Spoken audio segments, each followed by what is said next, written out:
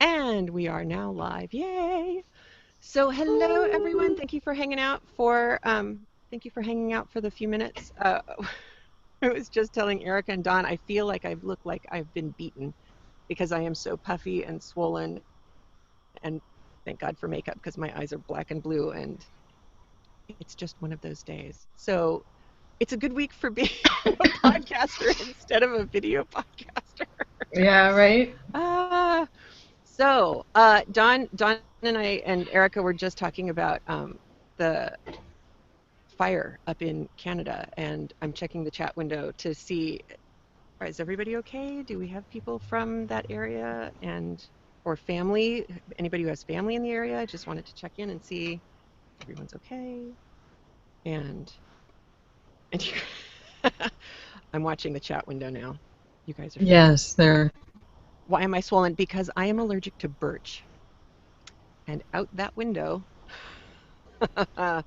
is about, I don't know, 20 tons of birch pollen,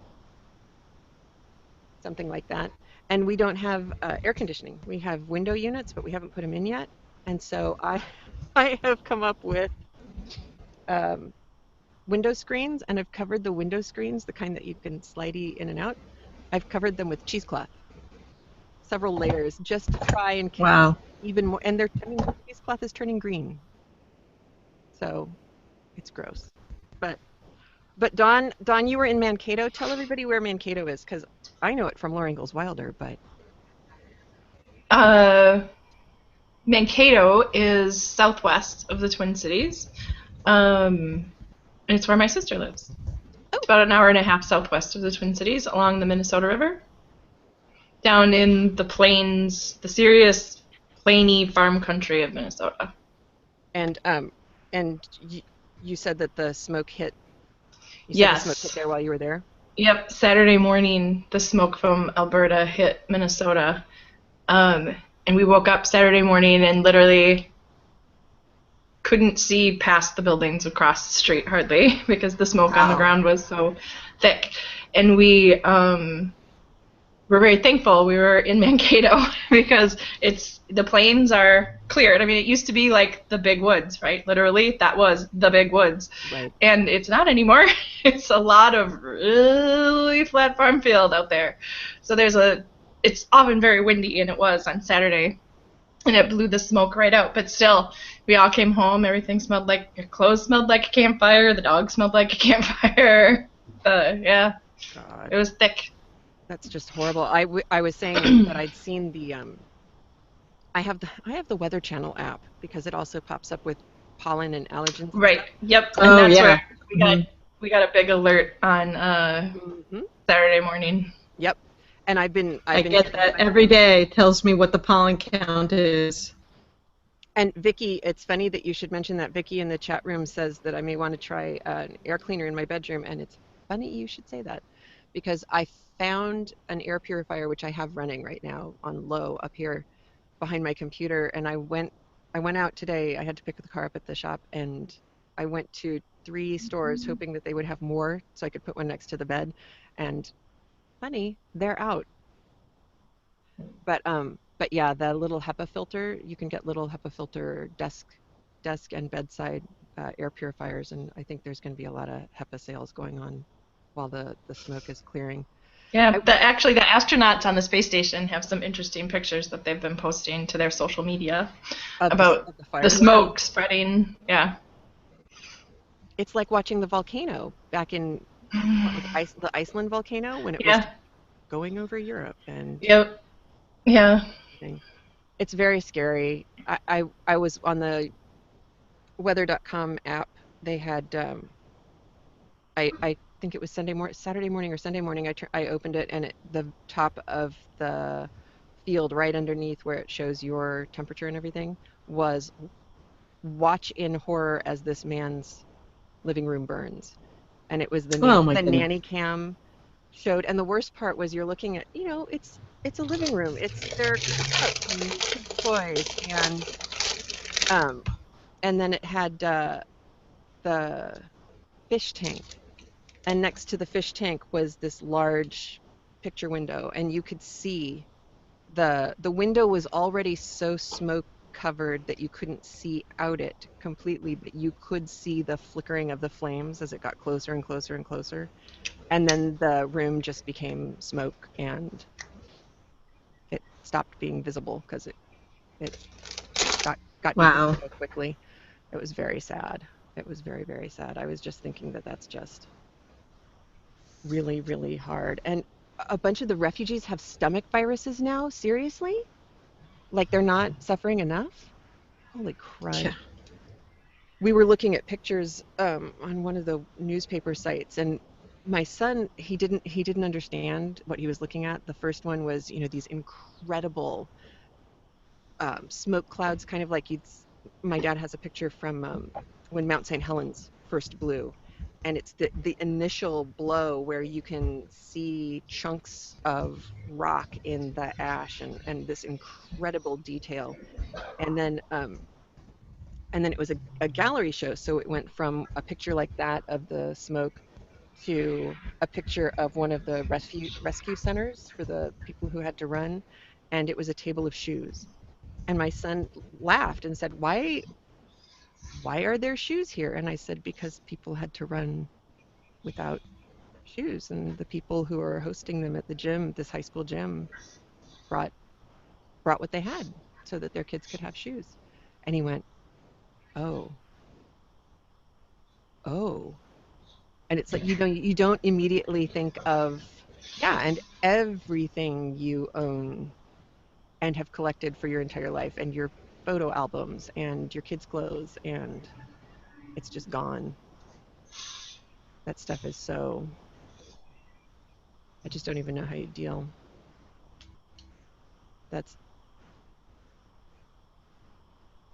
Oh yeah. One of the things that we're going to try and do was with the live stream today is when we're not conversating, is anybody who's not part of the who's not talking and sharing, we're going to try turning off our video to see if we can keep the stuttering of the live stream down. And in fact, when I'm not talking, I'm going to turn off both my video and my audio and see if that helps you guys see it without any stammering too. Oh, holy cow. Northland's Fort McMurray Evacuation Center hit with a stomach flu. Good God, these poor people. It's a lot. It is a lot. It's too much. It's just no fun. And especially... Well, and if everybody's all in an evacuation center like that, with, if one or two people have it, it's going to spread through everybody. Yeah, it's like that. What is it? Instantly. Norwalk virus? Noro. Ugh. Yuck.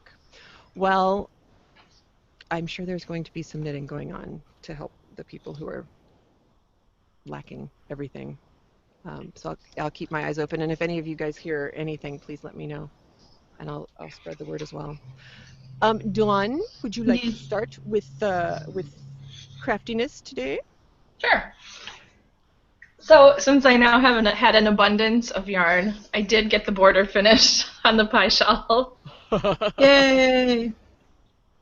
So it's done now, and I just have to wait until I have a free large surface to block it. Right, and that's until your daughter goes to Sweden. Goes to Sweden? Yeah. You have to wait? Yeah, Can you hold it up to the camera and hold it there for a moment so that it... Oh, I don't know why I'm gesturing when I have my video off, but... I just did for a good while. No, it was my fault. Yeah, but it didn't have time to focus. Yeah, I didn't click on you. Oh, there we go. Oh, yeah, that's good. That's gorgeous. Yep, we got it. Cool. Yay. How long did it take you to do that last bit?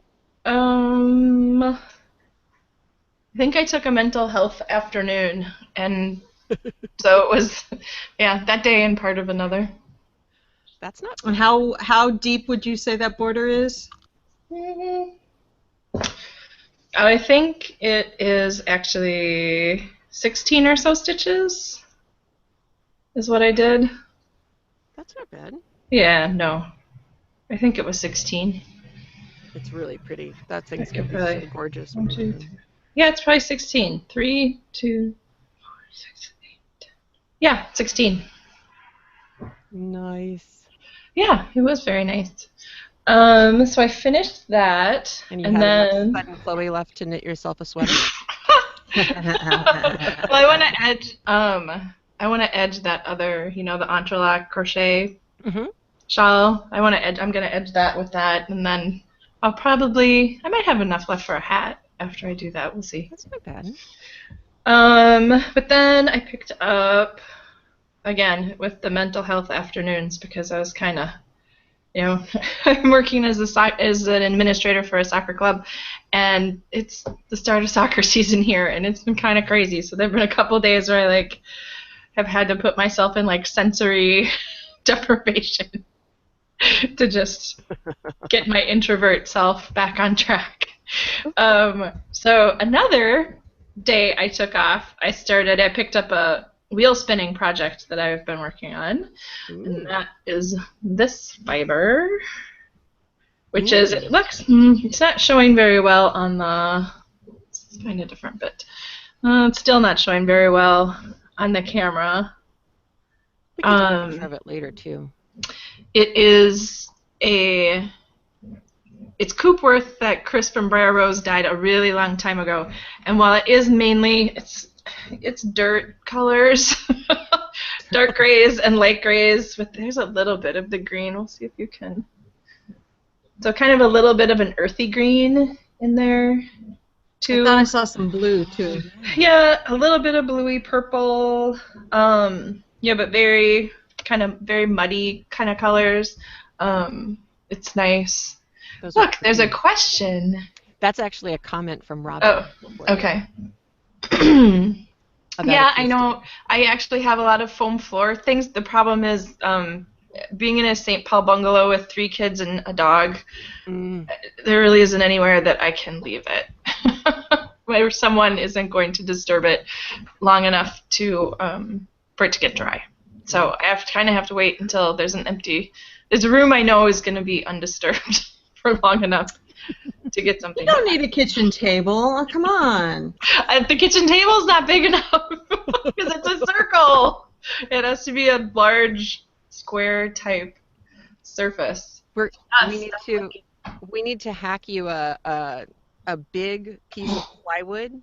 2 pieces of plywood that we put together, and then cover that with the foam squares. Yeah. And then you can put it on the dining room table, hinged on the dining room table when people aren't there. Or you can lean it up against the wall once it's pinned. Yeah. And then you can use your wall space because that'll be so attractive to have just yeah, laying around. Very true. Very true. So there's that. And then the other thing I started doing this week is this. Ooh. That's cool. It's not quite as big as my head yet, but it's getting there. I am ripping T-shirts because I want to make a rag rug for the boys' bedroom.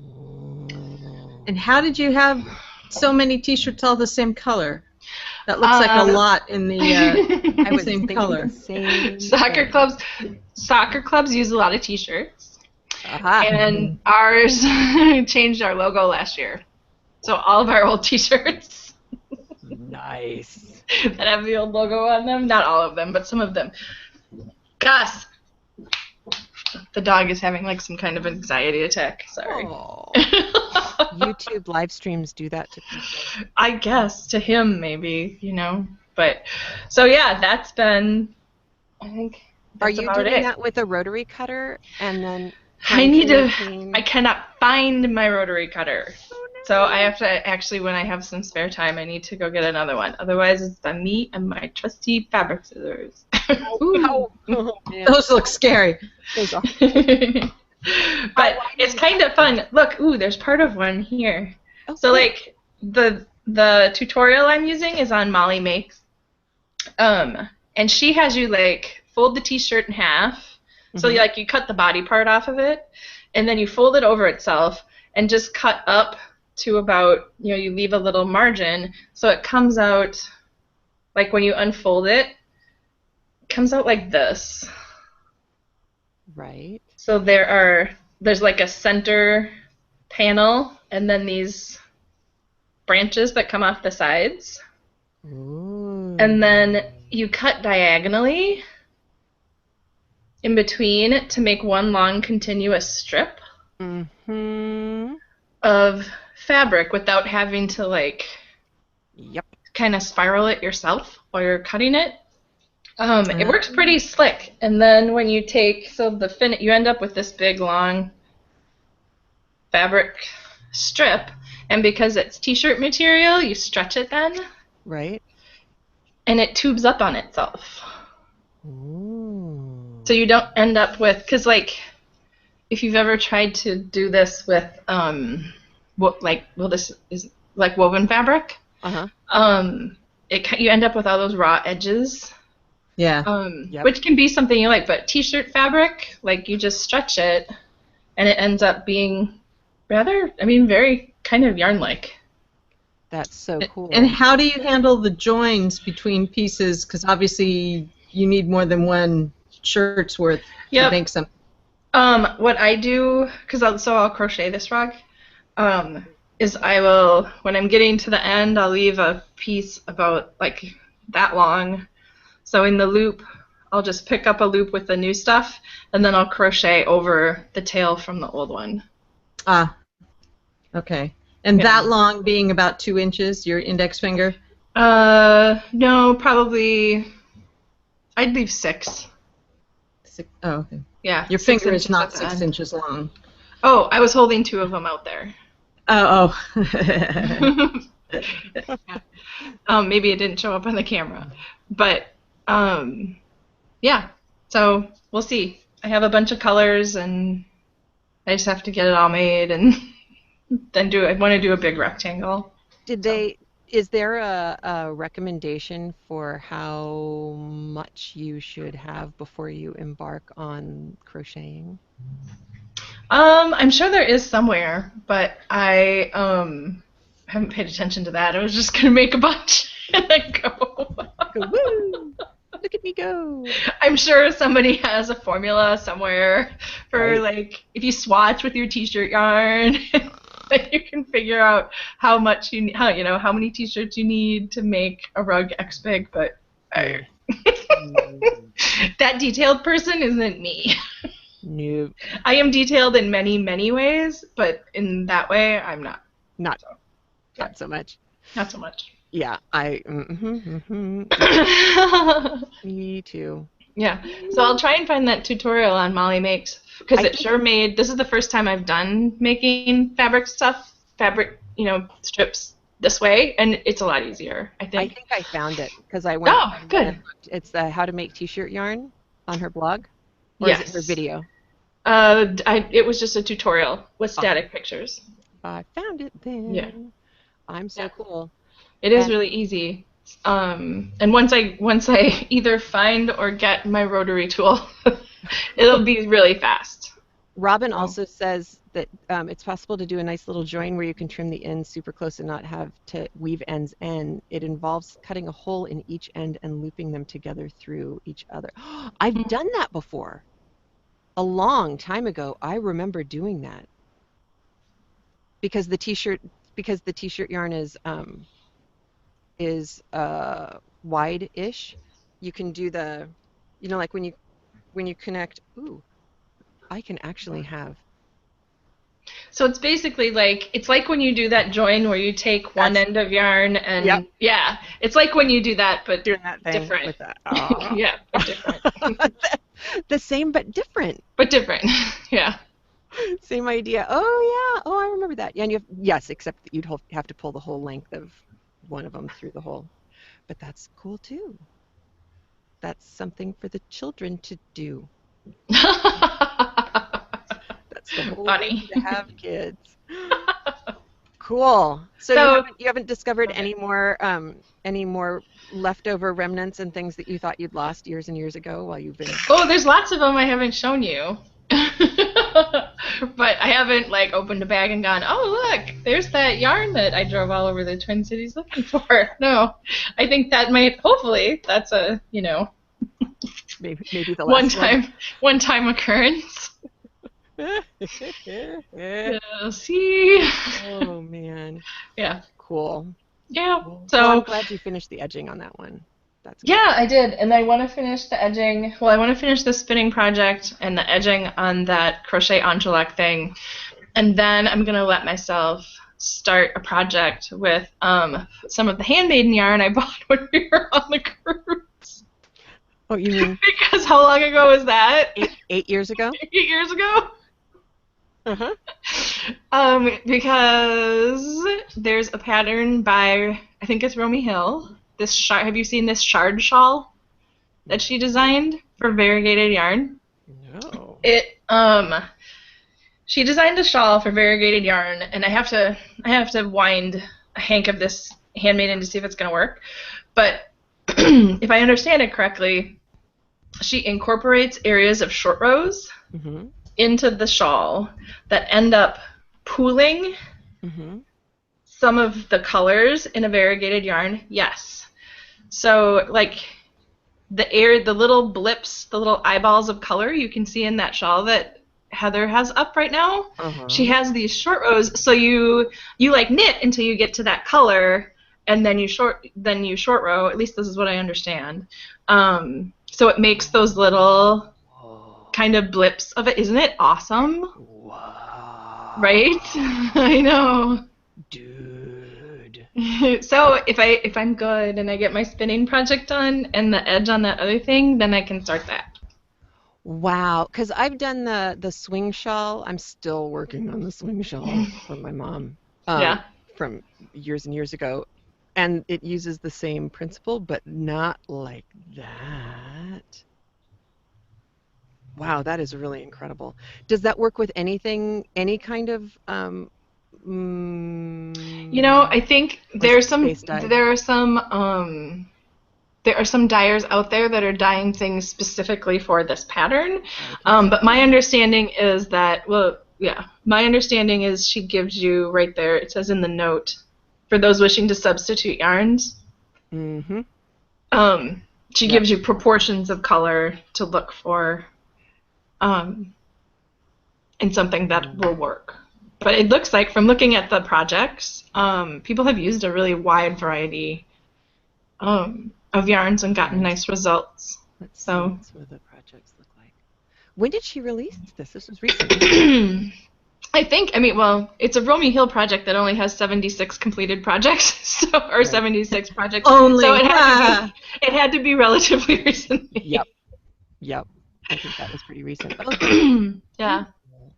And so this is like a kerchief size one, but I've seen people use 2 skeins of like a sock weight yarn and make like a really big wrap with it too. Right. So that's what I was actually going to see if I could find. Yeah. Can you see this, Erica? Clearly I have made some bad decisions. And Kermit, yes. Even sorry, people playing along at home. It's a visual gag. Sorry. I think we can put these up. It's the meme is clearly I have made some bad decisions, and I think my favorite is Kermit. The Kermit one, though I like the Mr. Yuck sticker too. The Mr. Yuck sticker is nice. I like these. These are all very good frog hints. Those are nice. Had to frog stuff. Those are good. Those are good. Oh, there's a big one. She has some other pictures of it. Yeah.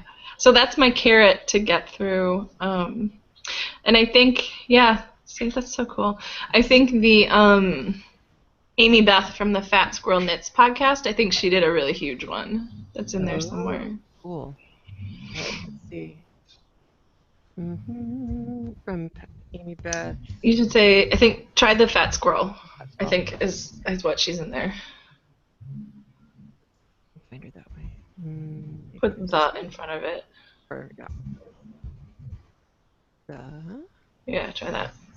Aha. There you go. On that one on the fence. Wow. Yeah, right.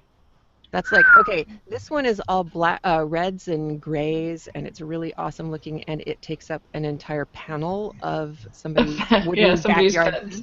Yeah. And those aren't small slats on the fence. Those are 6-8 inch. Normal size, yeah. Wow. Yeah. That is something else. And it looks like it almost looks like it's flute shaped versus triangle shaped. Yeah. You know, that it's not. It looks. I don't know. I think it's a very organic shape, and it looks like it would be interesting. Interesting to knit. Have you seen the swing knitting shawls? The one that I had mentioned before? What? I have seen swing knitting stuff, and I haven't bent my head around it yet, or I haven't looked into it enough to bend my head around it. It's does that make sense? Similar. Yeah, it totally does. And I was gonna see. I can go find my stuff. Tara says on that big shawl she doubled the yardage. That's why it's so huge.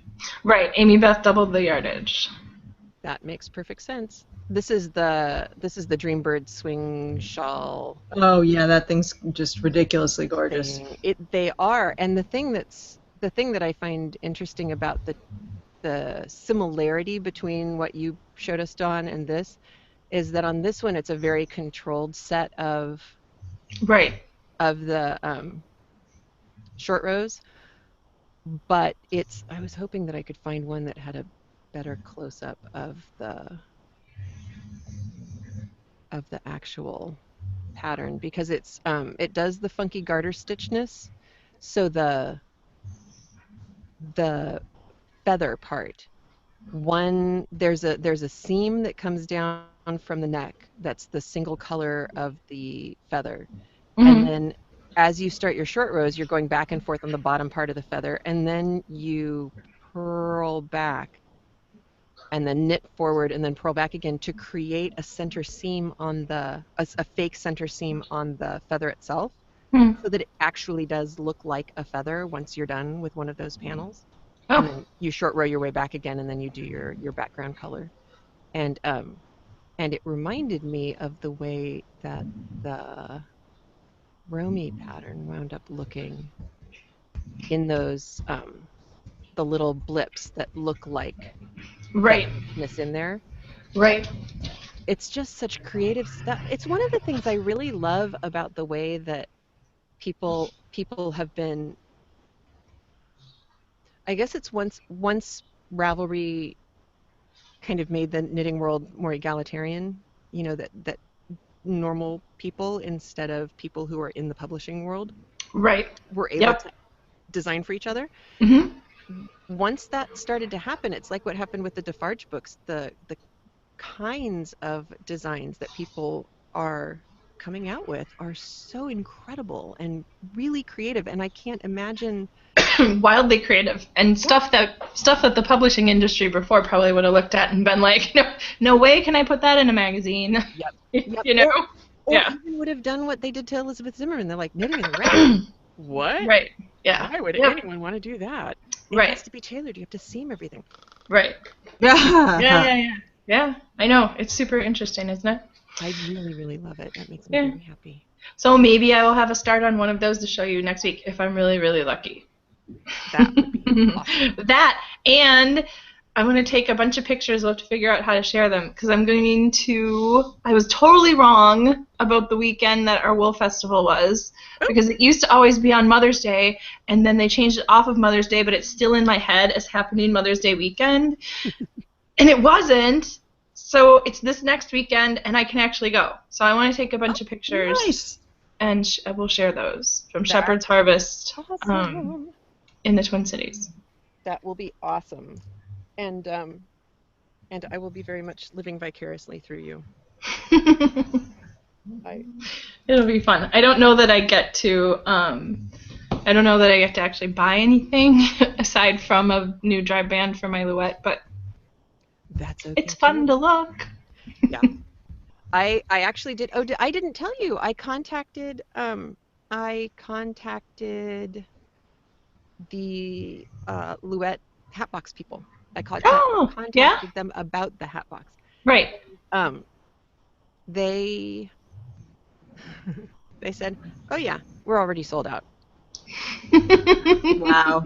Yeah. We mentioned in January that we were going to start selling in March, and this was early April when I. Yeah. Oh, and yeah, we're sold out.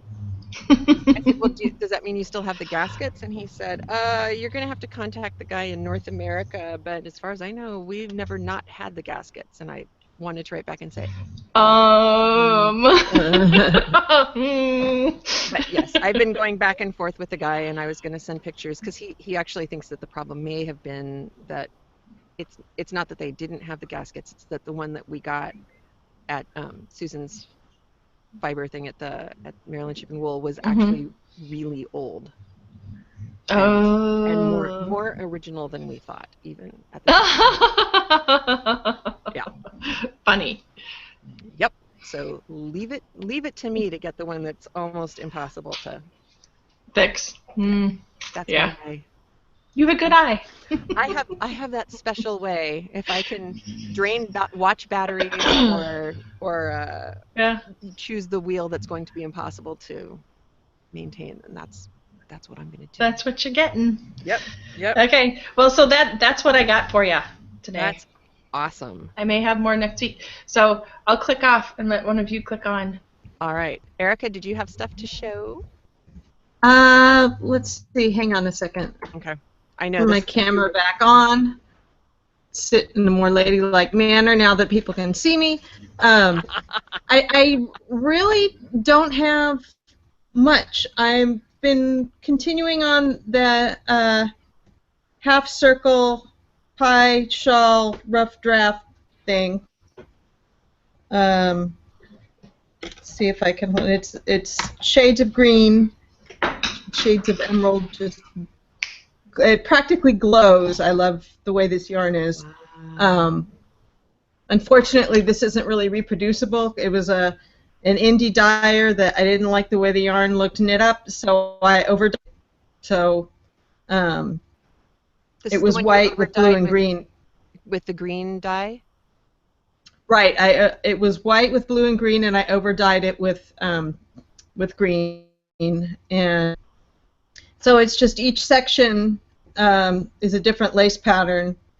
And I'm in the last section, and I'm trying to figure out how much further I can go before I do the edging, because I have this much yarn left. I need to weigh it today to see how much it is, but I'm really bad at judging how far my yarn that's left is going to go. So I don't want to end up running short, but I also don't want to end up with a ton extra. I want to come as close to using up every bit of the 400 yards as I can. Because the real thing is going to be out of that gray with the darker gray blips, and that's 400 yards. So I have to be able to do it with 400 yards. Right. And that's about it. I haven't done any spinning. I've just been working like a mad woman on that, and had Mother's Day weekend stuff. And I'm not wearing a shawl this time, but I have a sweater. My Tappan Zee by Amy King from Knitty years ago. I don't know if it's showing how well it's showing up on the camera. It's showing very well. It's in a sport weight mill end that I got just a boatload of from discontinued brand name yarns years ago, and I wish that this weren't just a mill end. I wish this were something you could just go out and buy, because I love this particular sport weight. It's the one I did my rough draft of my Jane's Ubiquitous shawl out of. I've got about 1,200 yards of it in navy blue that one of these years I'm going to make a sweater out of. I have it in red that I'm not sure yet what I'm going to do. But those are Dawn colors, too. Yeah, I wish.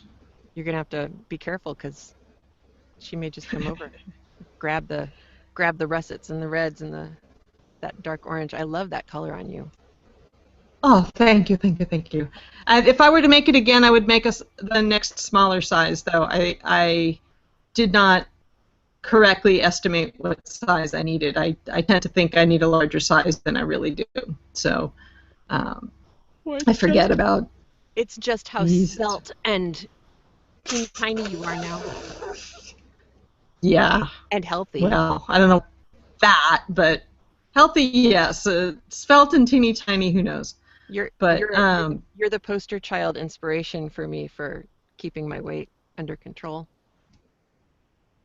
oh well, 'Cause thank you. you've done an amazing Golly. job. Well, you cut out what? You cut out sugar entirely, alcohol entirely, and how many years has And it flour. been? And flour? And flour. How many years It has has it been? been almost 7.5 years. Wow. Wow. And I lost 80 pounds and have basically kept it off. Over the last 8 months, I did gain 10, but I've lost about 6 or 7 of those off again. As you get older, your metabolism changes, and what worked for you a few years ago suddenly doesn't work anymore. So, had to cut back. I am so blown away by you. That is just inspirational. Well, thank you, but I left my own devices. I would be 300 pounds, but I found something that really helped a lot and worked for me, and did how to put it, got the food out of the way so I could deal with the reason for the eating. It's hard you can't really ask someone to give up their drug unless they're willing to address the reason they turn to the drug. Right. So, yes, Robin, I understand. I'm pretty much addicted to carbs too, which is why I had to do this. I screwed my body up so badly that I can't handle the sugar or the flour anymore. Which is why the alcohol was not on principle, but because alcohol is basically sugar. So I did it to myself, so I can't enjoy those things anymore, which can be a challenge when you have a kid who loves to bake. Uh-huh. And I used to be known as a baker, so it can be a challenge. Have you tried any of those? They're breakfast muffins, and they're made with almond flour and millet flour, maybe. So it's no bleached anything, and it's almost entirely protein flour.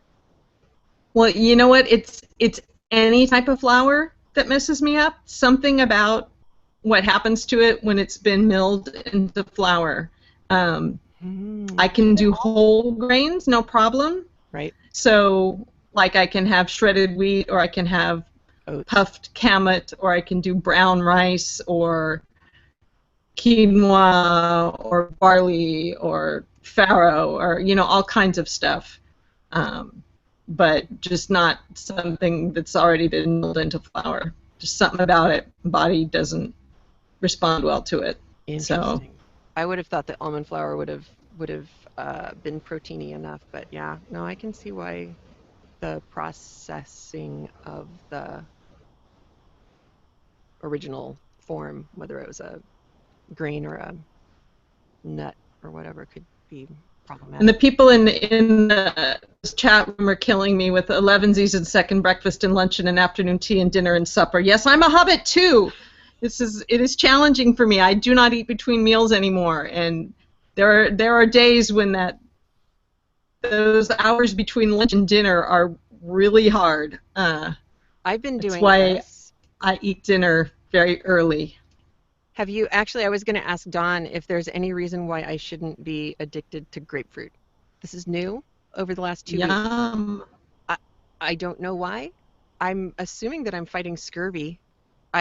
Why else would I be eating nothing but grapefruit? But I will eat these, and I make it. You know how if food is a thing that you have to, that there's a ritual with, so that it takes longer, so that you don't eat as much.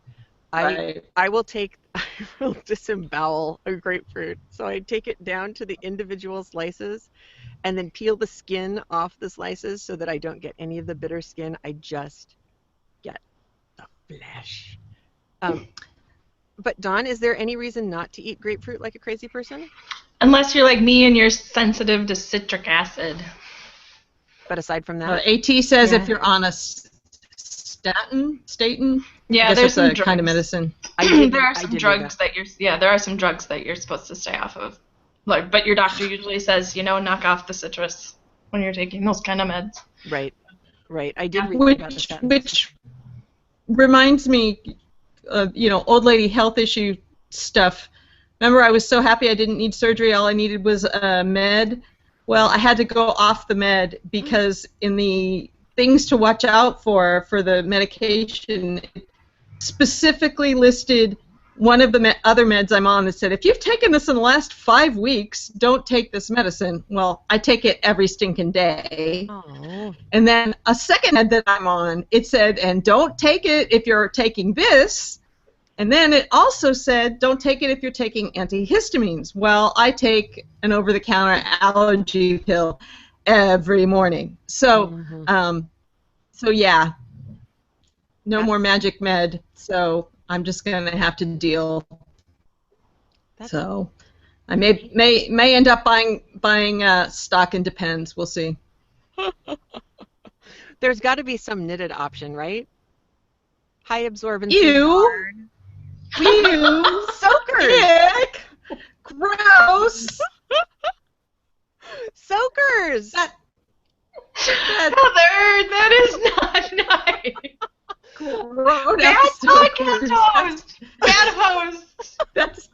Go to your corner. Just gross.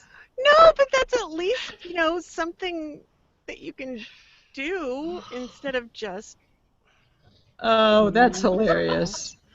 That is really hilarious. I'm not offended. It's gross, but I'm... Trust me, my family roasts me much worse, so I'm... That just bites. They're the reason, man. They should be thanking you for dealing with this so that they could live what I'm saying. Not that I'm having, an attitude about childbirth, because Did you get a text? Yeah, my sister's in labor, and so here's Woo! Now it's not going fast. So here's what Mom had to say. This morning she said, well, first the bad news is yesterday I got a text saying that my 3-year-old nephew, my sister's first, is sick, which is not good.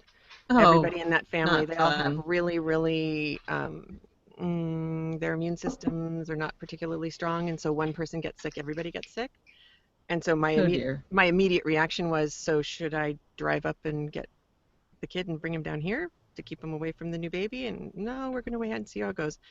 So then this morning I got the text that he was up and down all night with his virus, and so my sister didn't get much sleep, but labor has started. This is at 6:50 this morning. Very early stages, light contractions. We'll keep you posted. And so I texted right before we got on and got a text back that my sister's trying to nap. Everybody saw the doctor this morning. Baby's fine, very healthy. Contractions are slow to get going. Was dilated 1 centimeter, 30% effaced. Contractions between 6 and 9 minutes, and that is 7 hours later. So I'm afraid she's heading in the same direction she was in with baby number 1, where it was a long slog. But they're not jumping on the C-section right away because she's a VBAC. So I guess they're gonna try and see if they can get the kid to come out the straightforward way without having to use knives and things. But have you seen that thing that goes around on Facebook? I see it every few days. It's a cartoon of a mom, and it says, "Would you just clean your blankety blank room? I had a C-section for you." I've never pulled that on my kids before, but every once in a while one of them will be like, have you ever had surgery? And I look at them like, what are you talking? What? Hello? Did you wind up with C-sections for all of yours, Dawn? Yeah. Mm-hmm. Oh, wow. Yep. I have I don't know. It is not the end of the world. No. And you get your kid how you get your kid. And for me, I have a benign tumor next to my cervix that grows when I'm pregnant, so this is the best. This was the best way for everybody.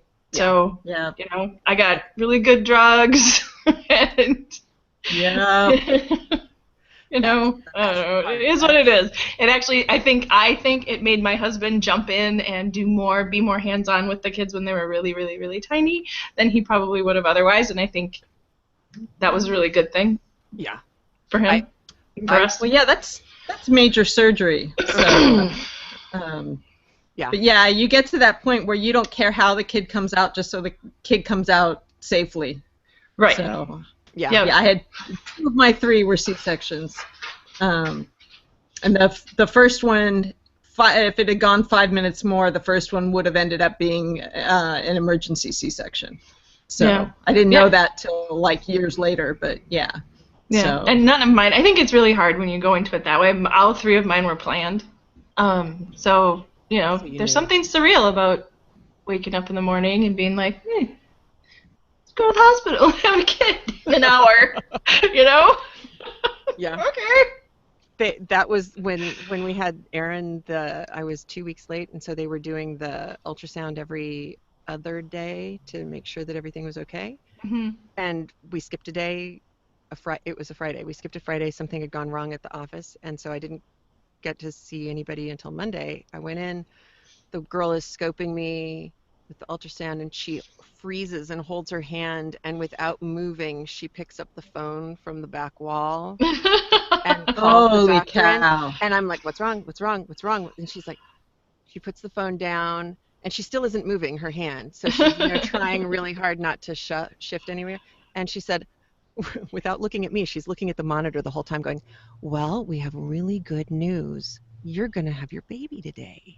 And I thought, okay, that's pretty good bedside manners right there. Right. Because I was totally fine. I was good with it. Everything worked out well. But then with thing 2, when it was, I don't know how many hours, but his heart rate was going, it was, the contraction would start and his heart rate would just plummet. And it was, the cord was around his neck. So they did an emergency C-section. But at the, what was it? After you have a C-section, is it 3 weeks when you go in for your first checkup, or 2 weeks? I think I went to see my doctor. I think I went to see my doctor the next week. Anyway, I can't remember, but I was vertical. I could get myself to the doctor, so it must have been 2 weeks at that point.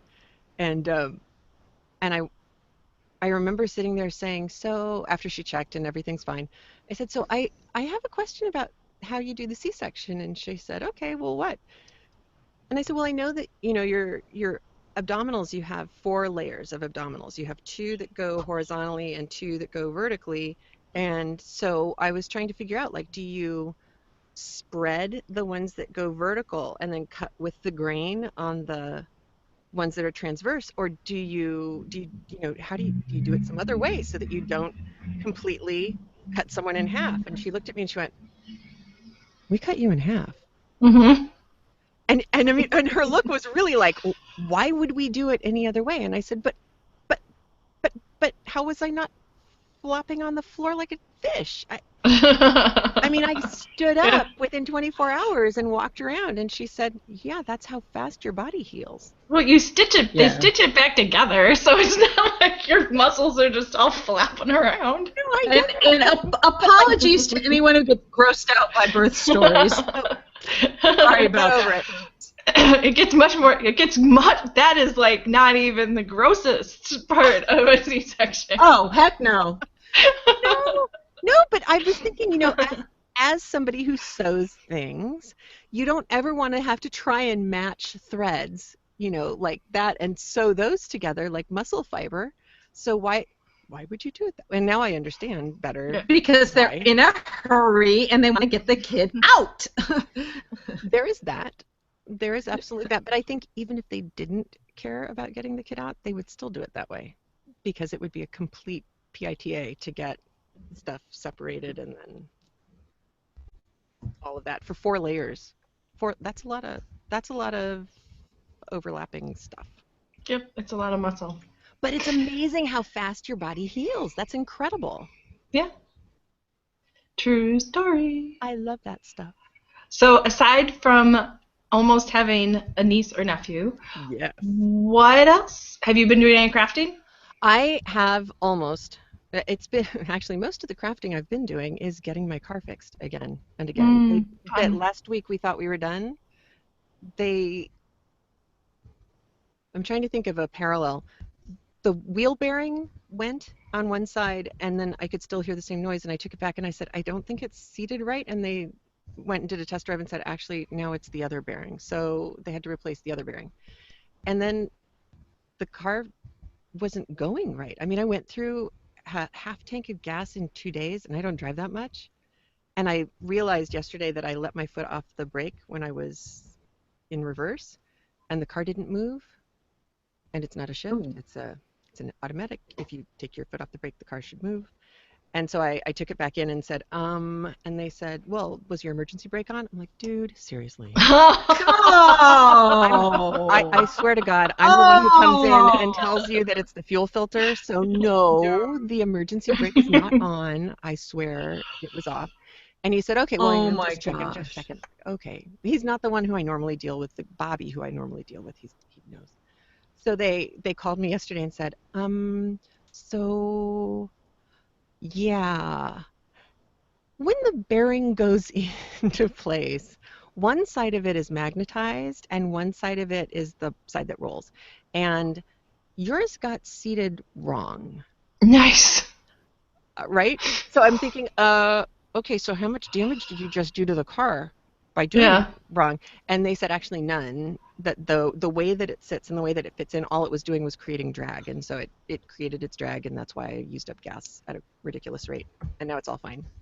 But the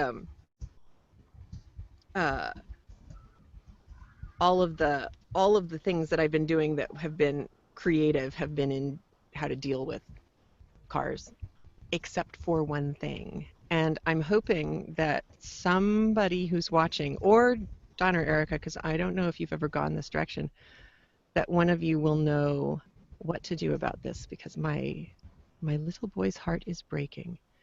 And I have to pull up a picture that I just put into the Google Drive. Here we go. So this picture that I'm about to share is of a bracelet that Thing 2 bought me last year as he was on a field trip to New York to the Natural History Museum. This is actually a DNA bracelet. Right. I was going to say, it looks like a double helix. Right? I said the same thing when I saw it the first time, and his eyes sparkled. They got huge, and he said, you know what it is? Like, child? Yes. So this is obviously a nicely made bracelet that has a magnetic closure on it, which I love because I will mess things up in a heartbeat if there isn't a magnetic closure. But it's also, I don't know if you can see well enough in the, maybe I can make it even a little bit bigger there. Is it silk? Yes. Mm-hmm. And so And for those at home, it's beaded with green beads, and it looks like a chubby double helix. Yeah. So what are those? Ooh, Tara knows how to fix it.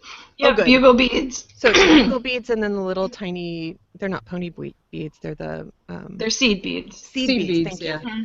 And so that they did a beautiful job with the double helix thing, and Aiden was saying, you know, I bought it because it's the color of your eyes, Mom, and then it came off my wrist. I wasn't even messing with it, and it just shredded in that one place.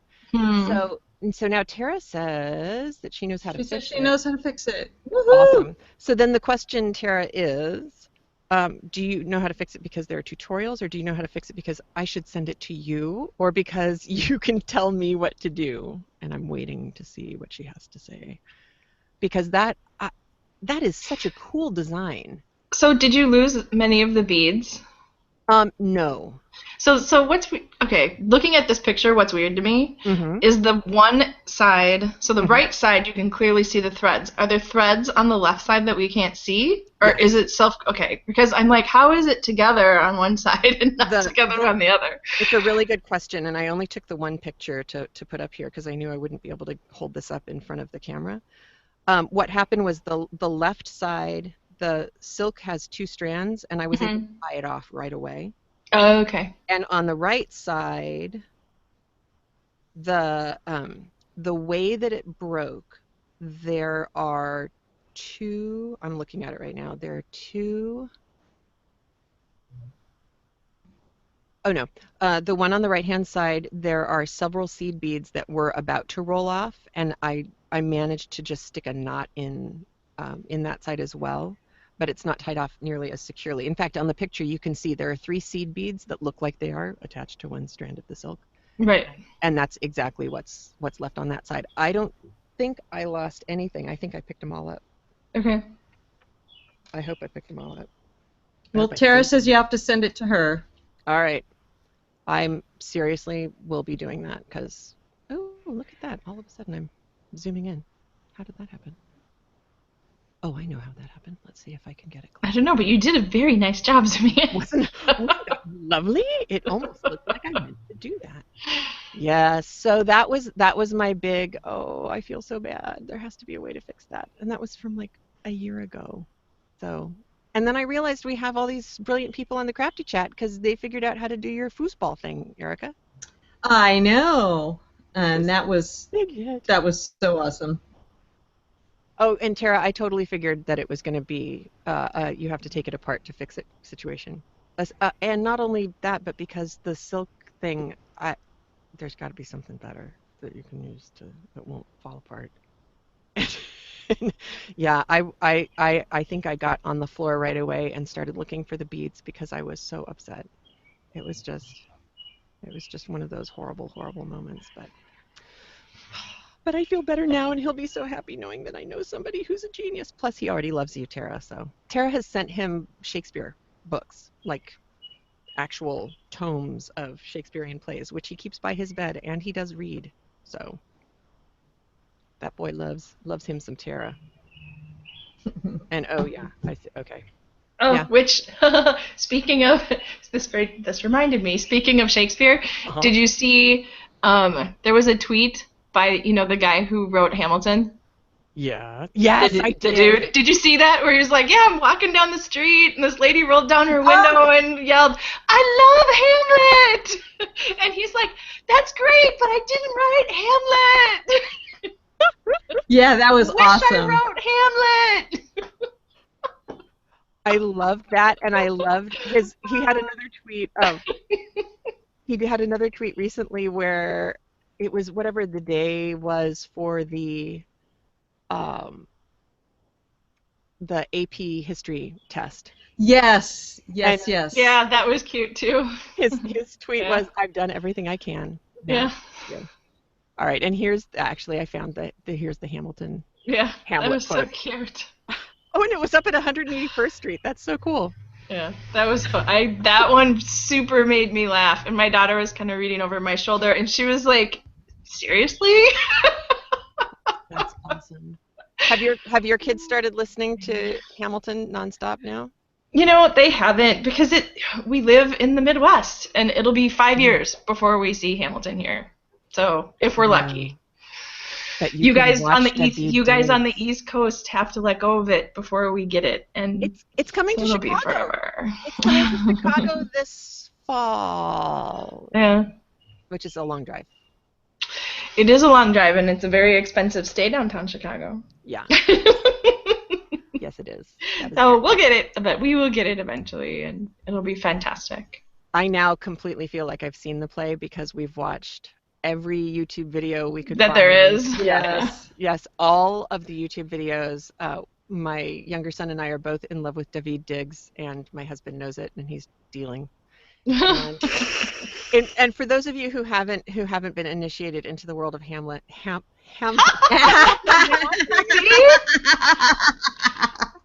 H word, the Hamilton show. It's go.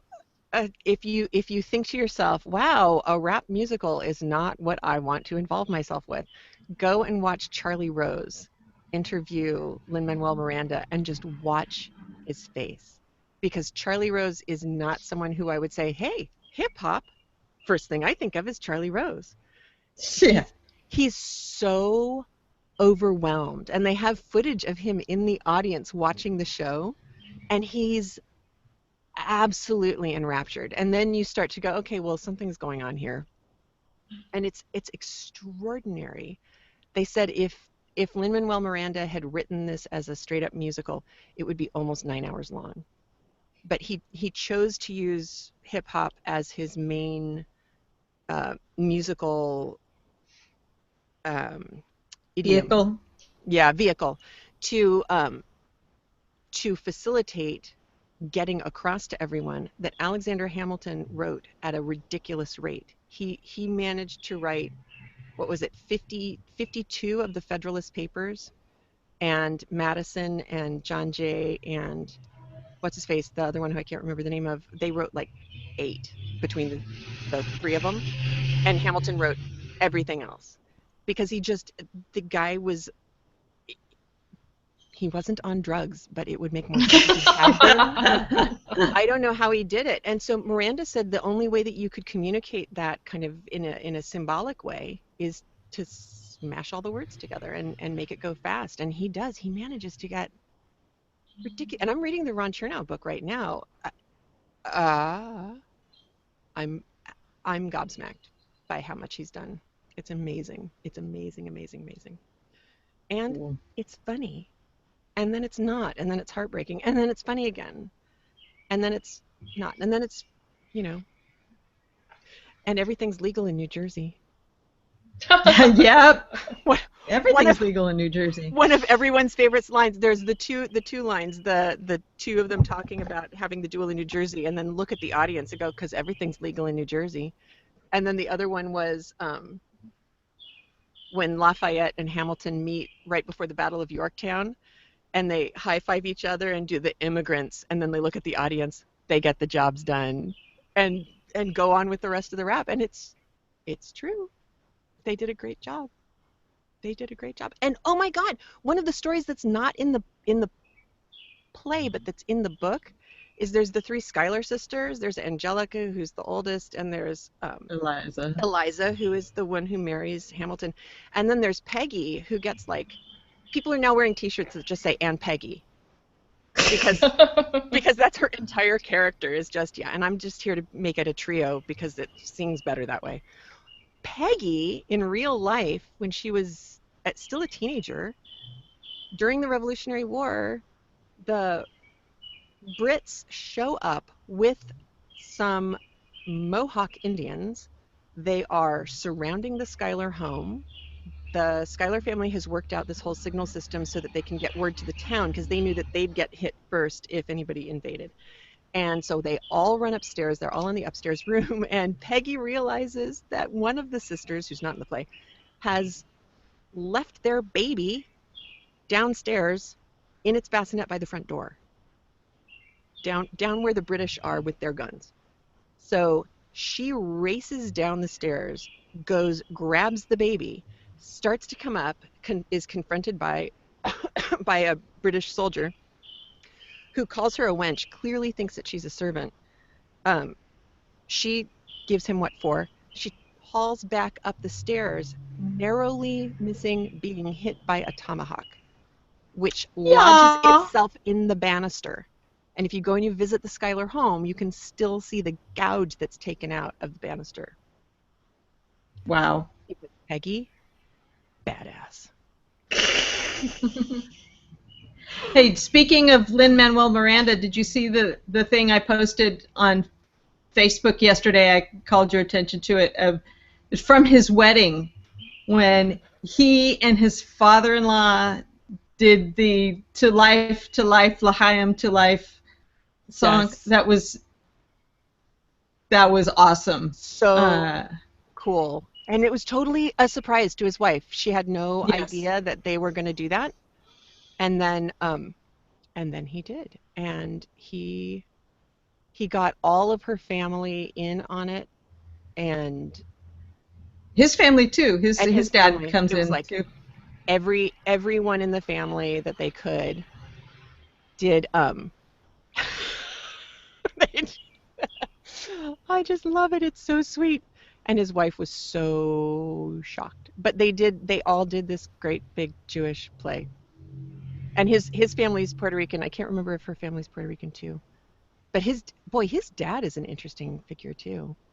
You could do a whole musical on them. Anyway, Yeah. Anyway, we'll stop waxing rhapsodic about Yes. the musical. And I'm gonna go find out if my sister's gone any further. I kind of doubt it. I'd get another text, I think. So. Well, hopefully it goes well. Yes, we want all happy easiness for everyone this week. We've all had plenty. Yes. Smoke and flames and cars and allergies, and I think we're done. That would be nice, wouldn't it? Right. I know. Right. I think I am done. But now what I'm going to do is go get all of my kids' T-shirts that they don't wear anymore, and I'm going to cut them up. Then we can make rag rugs together. That's right. That's right. We can do it long distance craftiness. I like it. Fun. Yay! Thanks for sharing. I'm that. going to go address graduation announcements. Oh, yeah. That's that's a little too close. I'm just gonna try not to worry about that right now. Yeah. Wow. It's junk's becoming real. I tell you what. When is the graduation date? Is it May or June? May 26th. Wow. And we are trying to convince her to let us have a barbecue or something. You know, if I promise not to call it a graduation party, will she let us have a barbecue? Because we got to do something. Yeah. There needs to be celebratoriness. Yeah, people. I don't think she gets that people want to celebrate with her. Yeah. So, maybe whether you like it or not, kid, we're going to do this, and you know, we may not call it a graduation party, but we want to celebrate. So. Well, and you know, that's the thing, is it can be your party for you.